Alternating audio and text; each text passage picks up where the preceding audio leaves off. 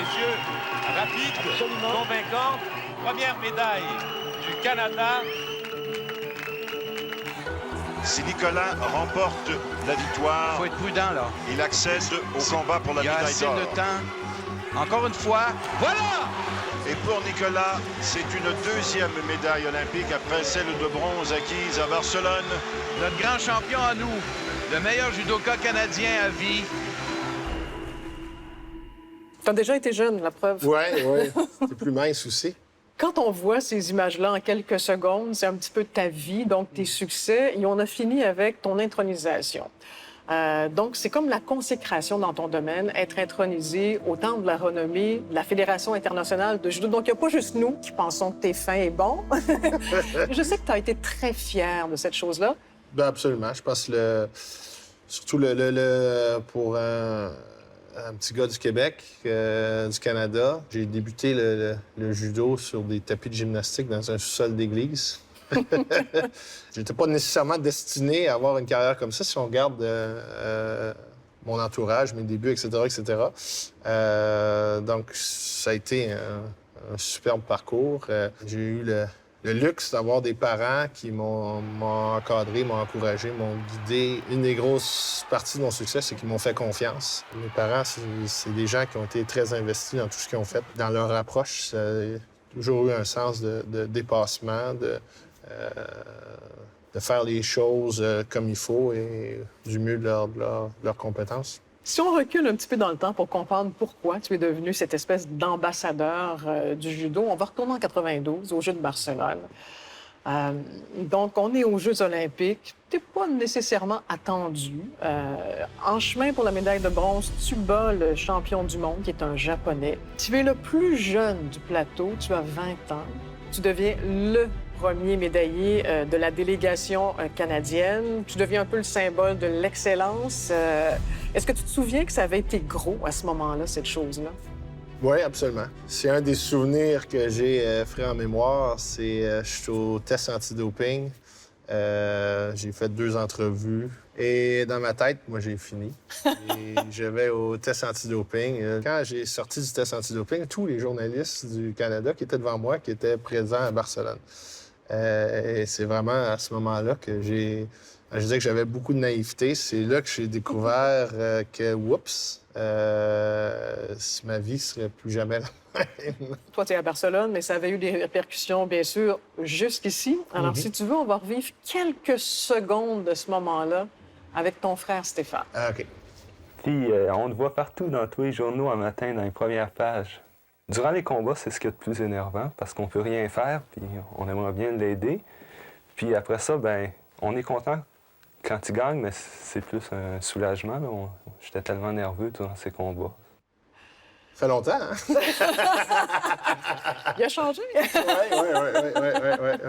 Oui. Plus l'impression de voir ses fils. Tout le long de la compétition, pour moi, c'était une ignorance totale sur l'impact que ça avait. J'étais pas du tout préparé à ça. Je sais pas si on peut réellement se préparer à ça. Moi, je voulais faire ma carrière dans le judo. Je voulais être champion olympique, champion du monde. Et j'ai jamais réfléchi que j'aurais un micro sous le nez à un moment donné, une caméra dans le visage, que pour moi, c'était... Le judo était un sport méconnu, puis on n'en parlerait jamais. On ne parlerait pas de moi. Et évidemment, j'ai jamais cru que, mon Dieu, 27 ans plus tard, on en parlerait encore moins. Est-ce que c'est à partir de ce moment-là, j'emploie des gros mots, que tu te sens investi de la mission de bien faire comprendre aux gens c'est quoi le judo? On n'a pas de tradition de judo. Toi, tu réussis, tu es à l'international, tu remportes des médailles. Est-ce que déjà tu as cette conscience-là que tu portes le judo un peu sur tes épaules? Quand j'ai réalisé que soudainement tout ce que je faisais était scruté, je pense une partie de moi, pour être confortable avec tout ça, je devais un peu rationaliser pourquoi faire tout ça. L'objectif que je me suis laissé, c'était de faire connaître mon sport et d'en faire la promotion. De transformer ça en quelque chose de, pour moi, plus concret, qui pour moi était plus positif, de dire, OK, j'ai cette opportunité-là, essayons d'en faire bénéficier le sport qui me permet de vivre toutes sortes de belles choses. Dans ma tête, c'est un peu tout comme ça que ça s'est un peu justifier, rationaliser, etc. Arrivent les Jeux d'Atlanta en 1996 où tu aurais dû être à ton pinacle. Tu aurais dû être le meilleur au monde et c'est ce que tu voyais. Ça se passe pas comme ça. Tu termines 7e. C'est définitivement ma plus grande déception en carrière. Je pense que j'étais excessivement fort. Ce que je me plais à dire, c'est que le Nicolas Gill de 1996, il aurait fait une petite bouchée avec le Nicolas Gill de 1992. Mais c'est pas comme ça que ça s'est déroulé, pour une tonne de raisons. Et une des raisons, c'est probablement que je voulais trop. Je voulais trop bien faire, je voulais trop gagner. Tout était trop dans ma tête. La vie m'a ramené sur Terre relativement rapidement. Ma mère qui est décédée pas tellement longtemps après ça. Le décès de ma mère, ça a été une très belle leçon de vie dans mon cas. Dans quel sens? De mettre les choses en perspective. Je pense que ça a été excessivement important dans la suite de ma carrière, de ma vie. Je me suis trouvé un peu niaiseux d'être aussi déçu et ça m'a, je pense, recadré à un bien meilleur endroit pour la suite. On arrive à l'an 2000, Jeux de Sydney. Tu as 28 ans, beaucoup d'expérience. Tu te rends jusqu'en finale, malheureusement contre ton ennemi légendaire, le japonais Inoue, si tu veux. Donc, tu termines 2e, médaille d'argent. On va aller écouter les premiers commentaires que tu as faits juste à côté du tatami. C'était Michel Lacroix qui était là. Ouais, ça fait du bien. Ça fait du bien de se retrouver sur le podium olympique encore une fois. Ma première médaille olympique en 92, comme je disais tout à l'heure, j'étais un peu jeune et naïf. Je me rendais pas compte un peu de ce que ça représentait. Mais là, je suis un peu plus vieux, un peu plus... Plus de maturité. Plus de maturité, puis je suis plus conscient de ce que ça représente. Donc, c'est plus agréable. Même si les Jeux olympiques, tu disais, c'était pas une fin en soi pour toi. Cette médaille-là, ça devait être tout un baume sur ta carrière. Ouais. En 1992, dans ma tête, c'était la première de, je sais pas quoi, 3-4 médailles olympiques qui s'en venaient. Puis là, c'était juste une de bronze, puis les autres, ça serait des médailles d'or. Mais là, 8 ans plus tard, dire, ouais, c'est pas nécessairement si simple que ça de remporter des médailles olympiques. Je pense que la compréhension de la valeur et de la difficulté de faire des médailles aux Jeux olympiques était beaucoup plus consciente en 2000 qu'en 1992. Évidemment, tu es conscient que par tes performances, mais par ta personnalité aussi, par qui tu es, tu as eu une influence sur plusieurs jeunes athlètes. On aurait pu en garder plusieurs témoignages, on en a gardé un. Celui d'Antoine Valois-Fortier, qui a remporté la médaille de bronze en judo à ses premiers Jeux à Londres en 2012. Donc, on va écouter ce qu'il dit. En 2000, après la médaille d'argent aux Jeux olympiques de Nicolas, il a fait une tournée des clubs au Québec puis au Canada, si je ne me trompe pas. Puis je l'ai rencontré, puis je m'étais dit que si lui, les jeunes Québécois qui étaient à l'époque, s'ils pouvaient réussir, bien pourquoi pas moi.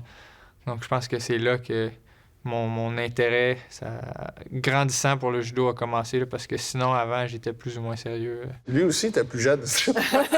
Oui, déjà. Lui aussi, il a vieilli. Ça te fait quoi, ça, de savoir que par ta simple présence, tu inspires des gens? De se faire dire ça par un jeune, moi, j'ai poussé au judo quand je t'ai vu. Ça m'est arrivé souvent.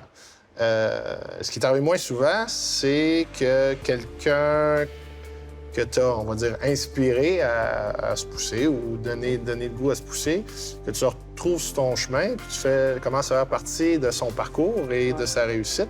Comme dans le cadre d'Antoine, tu as été son entraîneur. Exact. Je ne pouvais pas espérer mieux comme poursuite de mon cheminement dans le judo. Si ma carrière d'athlète a pu donner un peu de motivation à des jeunes qui ensuite, après, je leur donne un coup de main pour qu'ils réussissent à réussir leur objectif, c'est très satisfaisant pour moi. Dans ton rôle d'ambassadeur, disons que tu as accepté de faire des choses qui étaient contre nature pour toi. Ouais. On va vouloir que tu nous expliques pourquoi, mais d'abord, M. Nicolas chante à la fureur. Ça, c'est pas ma meilleure. C'est sa première fois à la fureur. Et c'est pas n'importe qui, c'est un médaillé d'argent à Sydney en judo, mesdames et messieurs, Nicolas Gill.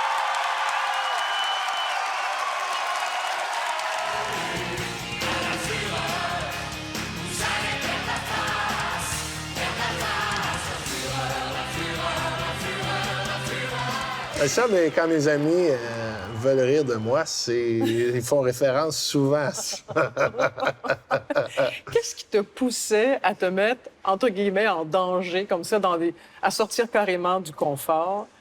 Qu'est-ce qui te motivait à faire ça? C'était une super vitrine pour le judo.